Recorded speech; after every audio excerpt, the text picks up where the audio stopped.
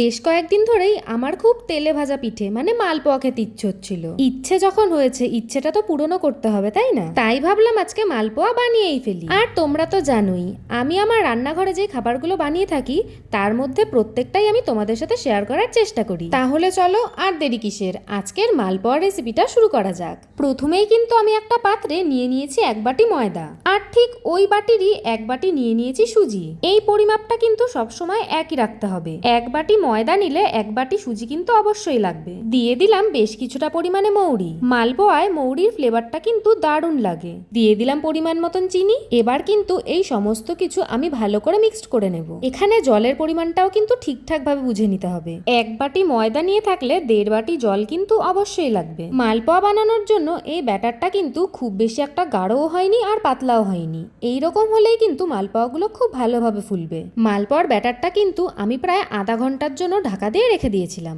এরপর কড়াইতে অনেকটা পরিমাণে সাদা তেল দিয়ে দিয়েছি, আর তেলটা ভালো করে গরম হয়ে গেলেই আমি কিন্তু মালপোয়াগুলো একে একে উল্টে পাল্টে ভেজে নিচ্ছি। জাস্ট একবার দেখো মালপোয়াগুলো কত সুন্দর করে লুচির মতন ফুলে গেছে।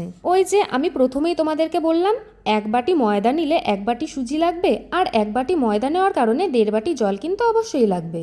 একে একে কিন্তু আমি প্রত্যেকটা মালপোয়া পিঠে ভেজে নিচ্ছি। কি মালপোয়া দেখেই খেতে ইচ্ছে হচ্ছে, তাই না? তাহলে ঝটপট চলে যাও রান্নাঘরে। আরে আগে তো আমার ভিডিওটা তোমরা শেয়ার করে দাও। এই রকম ফুলকো ফুলকো মালপোয়া খেতে হলে আমার এই মালপোয়া রেসিপির ভিডিওটা তো তোমাদের দেখতেই হবে। চলো মালপোয়া ভাজতে ভাজতে আমি তোমাদের কিছু সুন্দর সুন্দর কমেন্ট পড়ে নিই। আগের দিনের ভিডিওতে আশা দাস দিদিভাই আমাকে কমেন্ট করেছে যে দিদিভাই তুমি খুবই মিষ্টি, আর এরকম টিপস আমাদের দিতেই থাকবে যাতে আমরাও এরকম অসাধারণ রেসিপি বাড়িতে বানিয়ে খেতে পারি। থ্যাংক ইউ সো মাচ দিদিভাই।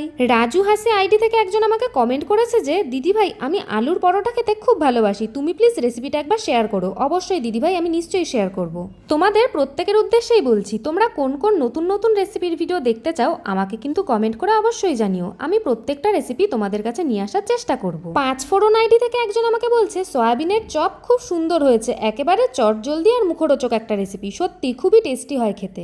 আচ্ছা আজকের এই মালপোয়ার রেসিপিটা তোমাদের কেমন লাগলো আমাকে কিন্তু তোমরা অবশ্যই জানিও। আর জানো তো এই সুজির পরিমাণটা একদম ঠিকঠাক দেওয়াতে মালপোয়াটা খেতেও কিন্তু খুবই টেস্টি হয়েছে। আজকের মতন এইটুকুই। সবাই ভালো থেকো, সুস্থ থেকো। চলে আসবো আবার নতুন আর একটা রান্নার ভিডিও নিয়ে।